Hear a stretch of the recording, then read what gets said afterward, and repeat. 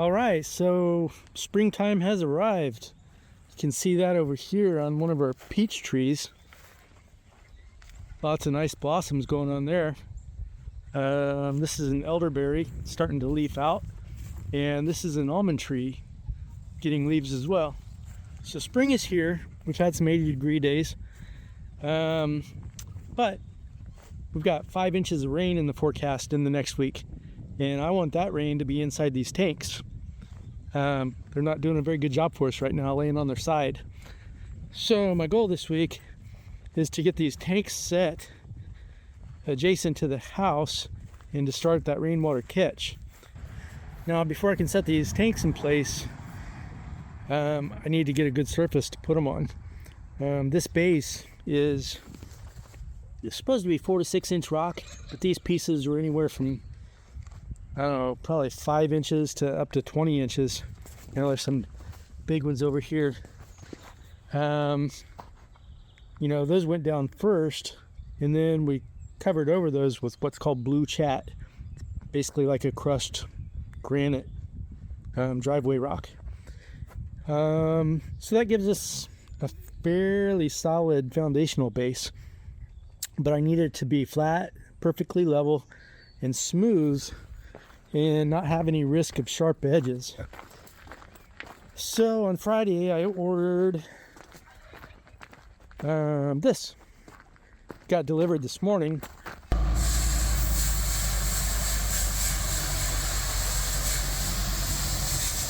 This is pea gravel, about 1/4 inch to 3/8 maybe, in average size. So I'll be wheelbarrowing that over here to give me a good surface to set these tanks on. These tanks are 2,500 gallons each, and water is, I think, 8.34 pounds per gallon. So we're looking at over 20,000 pounds of weight at the placement site. So I need it to be pretty solid. So let's get started with that. All right, I've got these border 2x4s kind of set in place roughly. Next step is to screw them together on the ends and then move some rock around and try to level these out.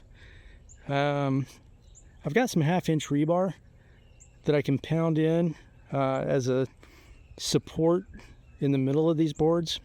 Probably 2 rebar on each side, so every 1/3 of the board will get a rebar support, and that'll help to keep the weight of the tank from pushing the pea gravel out and having these boards curve outward. Gonna have to wait and see if 1/2 inch rebar is strong enough. Might have to go bigger. I also have to figure out if I can pound rebar in through that large 4 to 6 inch rock. A wasp just landed on my finger. Nice to see you. So that's next.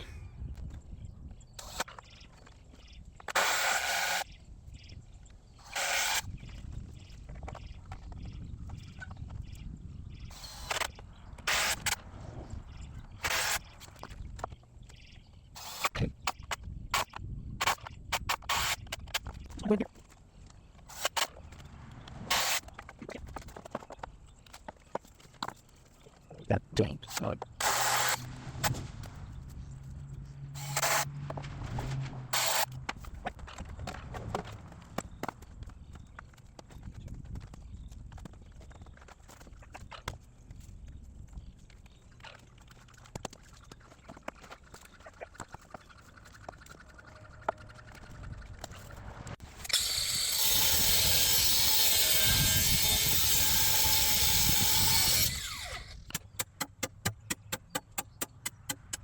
If you're a full-grown man and you don't have a 3-pound sledge, what are you even doing with your life? I think I have about 4 of these.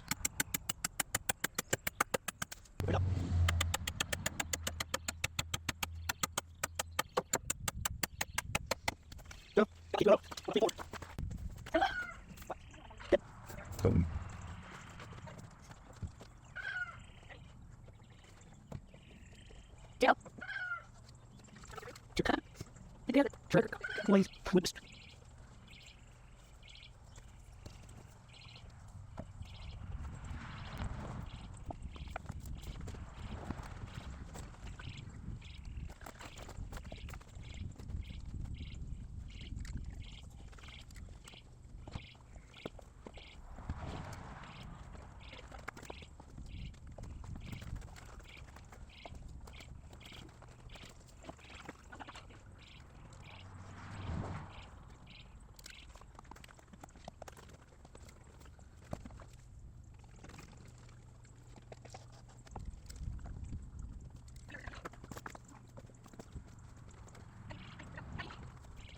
Fishes.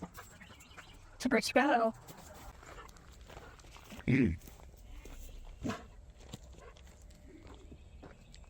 All right, now for the fun part.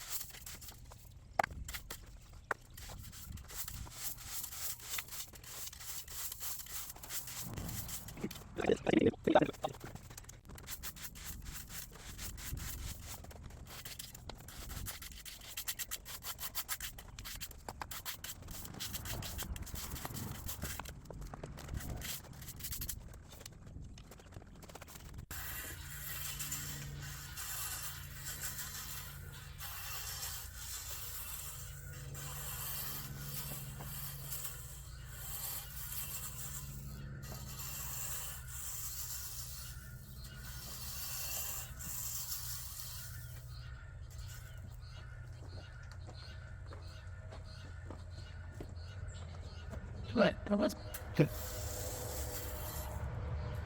Bells. We look at I think.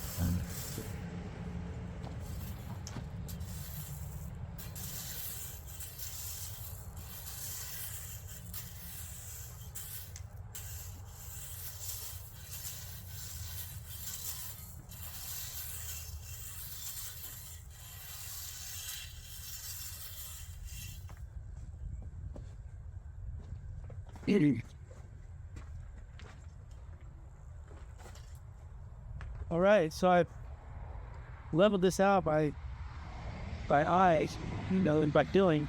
I go more by feeling with the rake. When I slide it across the top of the rocks, I can tell if there's a low spot or a high spot, and then I work on that a little bit more. It's kind of like sanding fine furniture.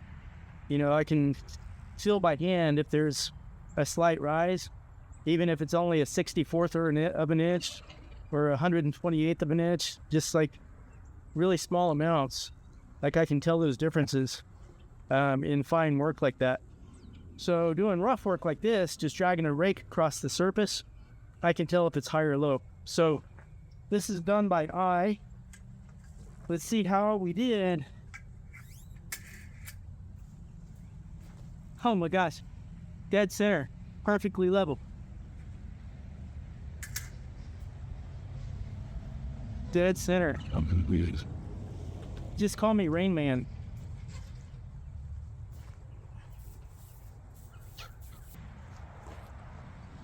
All right, now that you've seen me somewhat succeed at something, it's time to watch me fail. So these tanks are 380 pounds each dry, and I'm gonna try to move one over here and stand it upright in our spot. Probably won't get it done, but we'll see.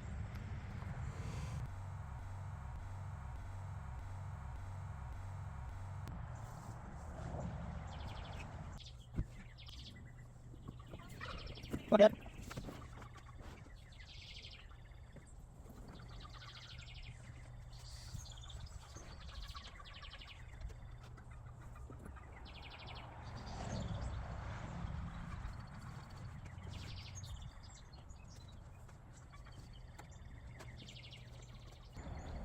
So getting it over here wasn't too bad. Round things roll.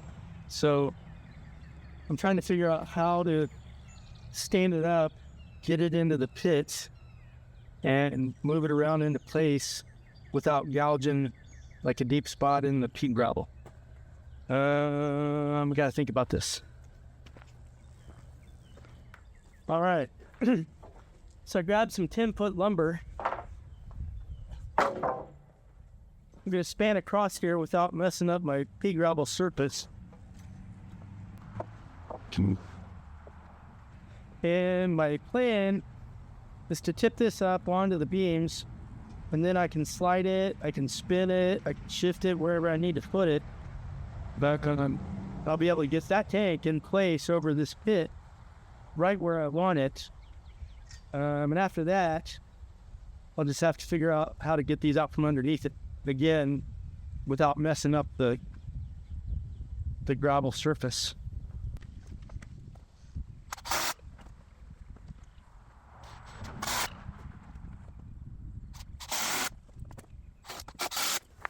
Okay, now the part where you guys get to laugh.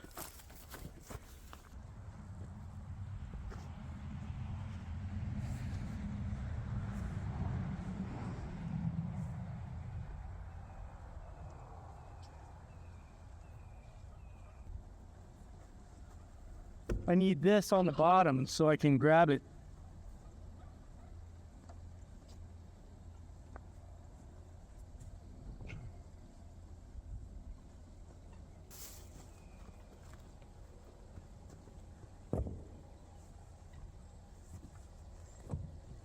All right.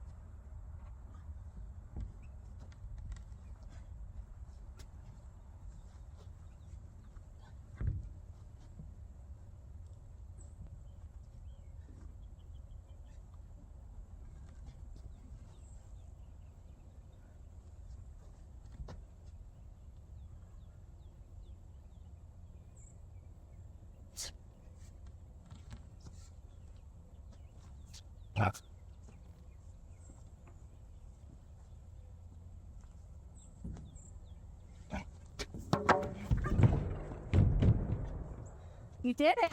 I did it. Good man. If your muscles fail you, you go to physics. Physics always gets it done. All right, so that's one down and 2 to go. But I'm gonna hold off on these 2. I've got stuff to move out of the way, obviously. But my tractor's in the shop getting repaired right now. So that pallet of solar panels weighs 1,100 pounds. behind that, there's a pallet with a wood burning stove that weighs 700 pounds. And I'm not going to try and move those without my tractor with the forklift attachment.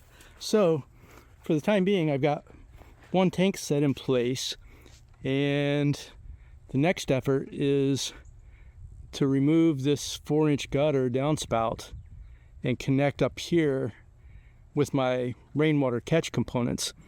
So coming out of here, we're going to go into a leaf eater, which rejects debris coming out of the gutter. The water goes through, but any leaves or twigs, they'll get washed off of a 45-degree angle on that thing and clear. So I've got to do some work here, tie in some piping, do a first flush system that comes down to the ground, and tie into that with 3-inch pipe and run over to this tank. And that'll be our fill line. Eventually, all 3 of these tanks will be connected together, and then I'll have another first flush on this corner of the building coming this way towards the tanks. So we'll be catching off the whole roof instead of half the roof.